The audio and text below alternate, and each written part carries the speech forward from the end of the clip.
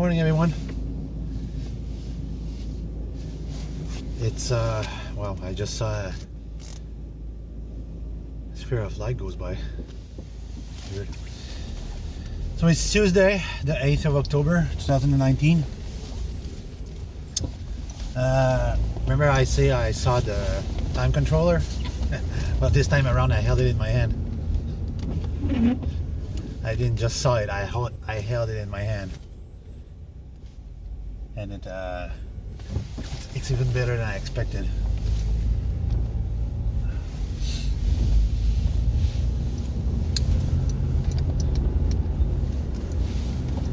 So the device is about this long, about I say 21-inch long, about this thick, and it's this deep. How technical can I be? And it had like this one that I saw at the digital display with the up and down and dials on it. It was pretty interesting. It really looked like a tuner, but it was like in fact the time controller, because the connection in the back were specific. And there was another box with it.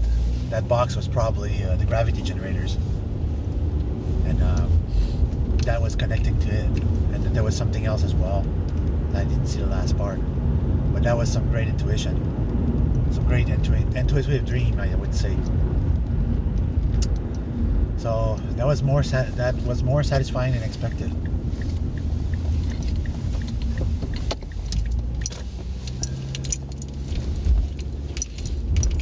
So right now I know I'm on the right path, but there's been a few mysterious things in the last few days. Yesterday morning, like I say, somebody was waiting at the door inside their car, parked right behind mine. They could have been just coming to pick someone else. That's a big factor. Could have been just come pick up someone else. And also last night, when my wife left the room after picking her clothing, as I was falling asleep, almost, I think, probably sleep paralysis or something, it felt like somebody was coming into the room and searching for stuff. And it's weird because they always came from the same spot in the room, and they always leave in the same direction. They came, like in my room, I have a cupboard in a corner, and then there's a window and another, like where you where you put your clothing, you close a drawer, and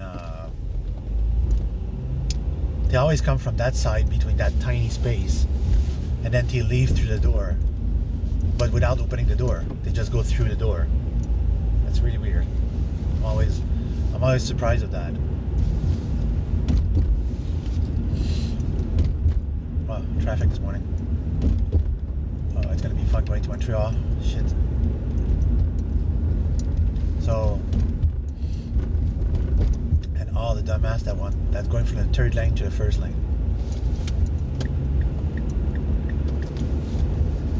So, and just now when I turned on the camera, I saw a sphere, like a little sphere of light going to in the phone. I didn't see it in my car, but I see it through the phone, because very often you see it through the camera lens, because the camera lens on the phone, the CCDs can see light better. Like right now it's really blurry on what you're seeing, but in fact it's not that blurry, it's not that shiny.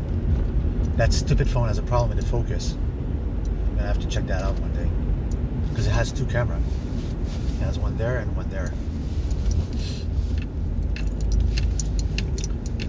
So that's some weird stuff.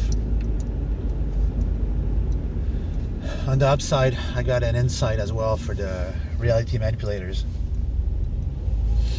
And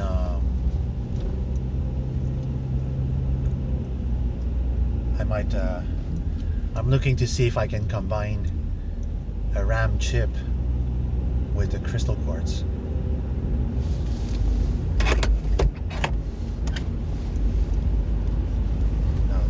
Now it's shiny.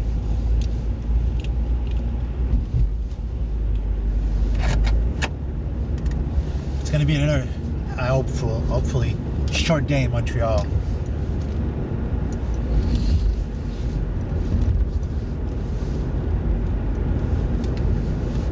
I have to go. I have one job to do in Laval, 2 in Montreal, 3 in Montreal. So that's gonna be like,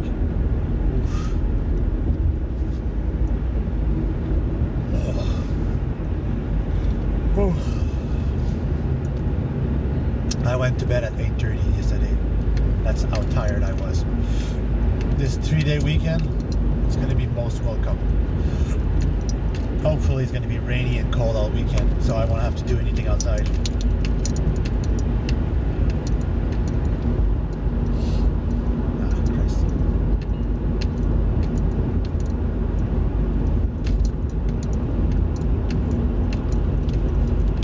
Yesterday when I was coming back from work, this idiot bus driver was going over the speed limit in a 70 zone. He was going 100k, and then when he got on the highway, he sped up again. And then when he got off the highway, he was going about 80 in a 50 zone. So I took down the bus number, and I want to report that because he's a fucking idiot. He deserves to be yelled at. It's you're driving a big ass fucking bus. Can you follow the speed limit? That's one thing like that really pisses me off.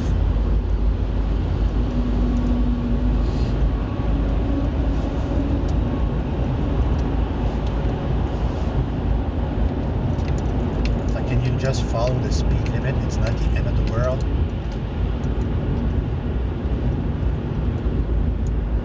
This is one thing that I really hate, is like when you're in a construction zone, even though there's nobody in the morning or anything like this, you're still in a construction zone. Respect the speed limit. It's not the end of the world. I guess that in the United States right now, it's the same thing as ours here. You're having a national election, and here it's like a craziness of election. Oh God, that's crazy. People are such sheep. There's such a level of sheepness.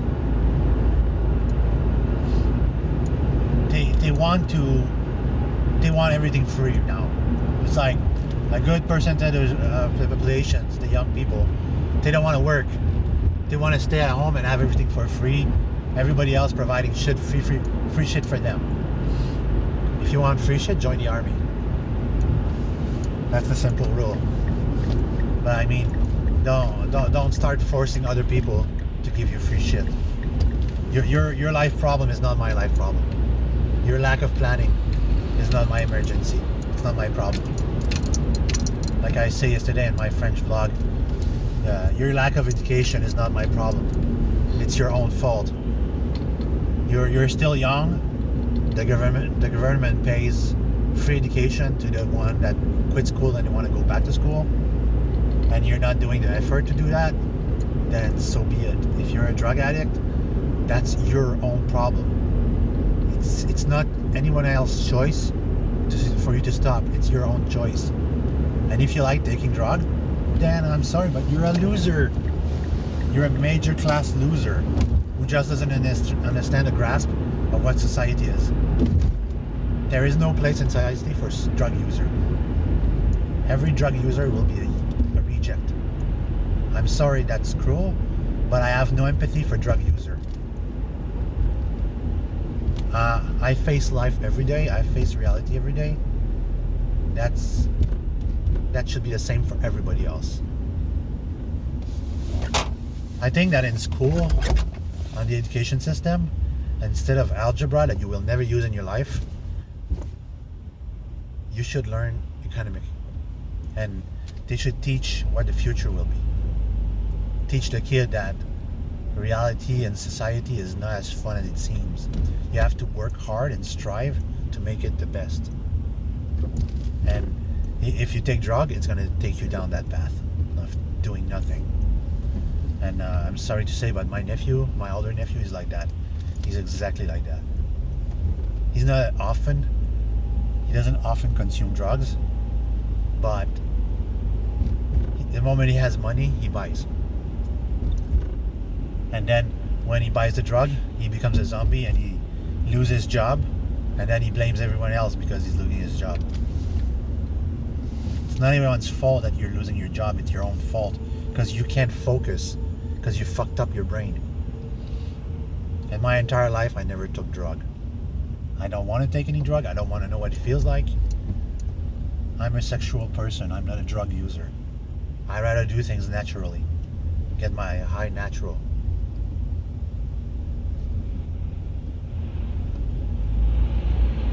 So anyway, now it's going to be now when I talk about this shit.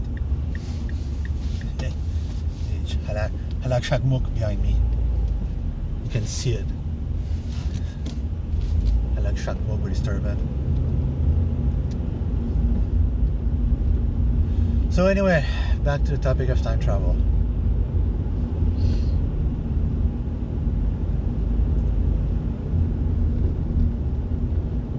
I feel that we're so close yet so far. It's just a matter of a few months. And for me, if I take the route of remaking the RM units and make it better, then I'll be like massively surprised if it enhances the result. Because the RM unit, even though it's a small radionic machine, there's a magnet inside, there's a headband, and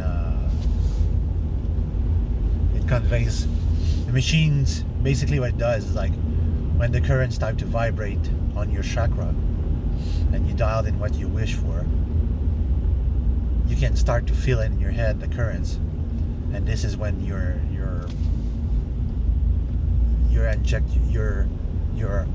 outward your wish to the machine, telling the machine what you really want. And I had an old man. The guy was 78 years old. He had a hip problem. He could barely walk from one room to the others. And he started using my machine. And after 2 weeks of using the machine, wishing for his hips to be better, he started walking again, and he went on 2-hour walks every day. He was so happy that he could walk without his cane. He was going on 2-hour walks every day. People in the village where he was living didn't believe it. He passed on the machine to other people's, and there's my phone number on that machine. And one day someone asked me, they call me and they say, "You made that machine?" And I say, "Yeah, what's the number?" And I have a list of all the people I sold the machine to with serial numbers. And then he said like, "Oh, okay, give it to you." He said, "Yeah." So I said like, "What? And what happened to the machine?" She said like, "Oh, the headband broke. I would need a new one." So I had parts on hand. I gladly made the headbands, and the lady came and picked it up. And she asked me if she could buy another machine for her friends. Her friend that had cancer. And I made the machine, and I did it like, I increased the size of the magnet. And the friends, I told her, with cancer, you massively need to change your diet. You need to follow a strict diet. And then I say to them, I don't know what the machine will do to prevent cancer, to stop cancer, but you have to change your diet. So she said like, okay, I'll look it up. And I had a link, I sent her the information. And she claimed that with the use of the HDR and the change of diet, I mean the RM unit, she said like the cancer went in remission. It would still be in her, but it went on remission. So I never got any news of that again. Don't know if the friend eventually died of cancer or she's still alive and enjoying life. But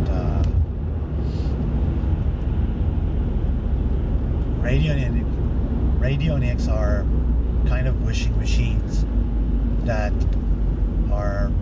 they're not placebo effect, because the magnetic field does something to your chakra once it starts vibrating with the currents.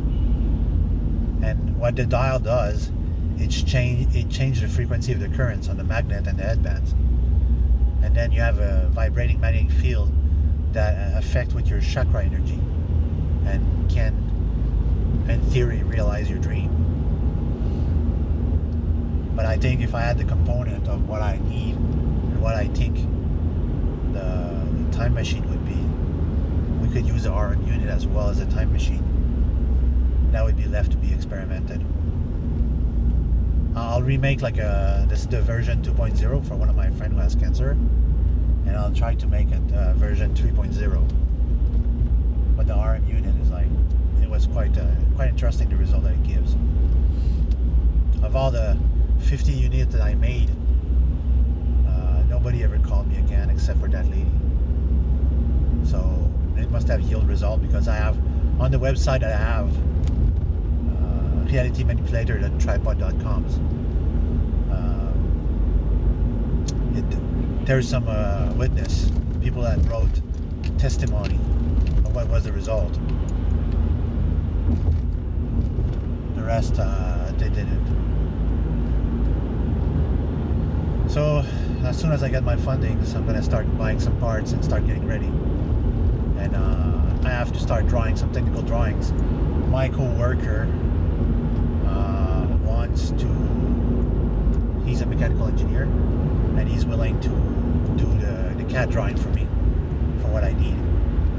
And I just need to know, to figure out now what metal I can use that's going to be high friction resistance and non-magnetic conductive.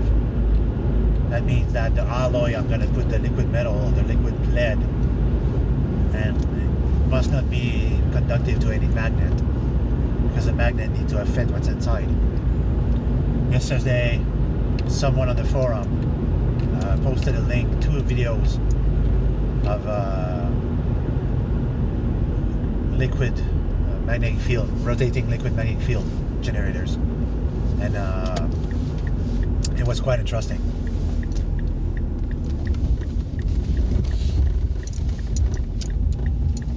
It proved it gives a proof of concept that doing this can actually work. Now we just need to make it work at high speed. One thing that I heard of was that on the UFO, the liquid spin at 20,000 RPM. So how can we achieve this? Wow, this camera is really shitty. I'm gonna have to check for an update on that. This is like, I had many phones before. Like I had Sony phones for 11 years, since 2004, 2005, 14 years now I had Sony phones, and this is the fastest processor but the shittiest software. There's always something. Anyway, I'm glad you guys are following my vlog every day, and you're interested in this, and we can reach a level where we can do it. And I have more money coming in soon, so we'll work on that. We'll work on creating this, and once the CAD's drawings are done, I'll post them on the website. And right now what I need to figure it out is like the magnet placement, how I can put the magnet in a position that the liquid's going to float inside.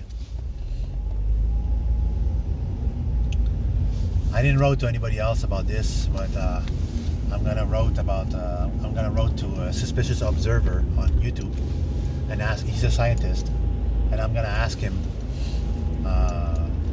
He talked about this one time, and I'm gonna ask him about what would be the proper way to make the gravity field generators.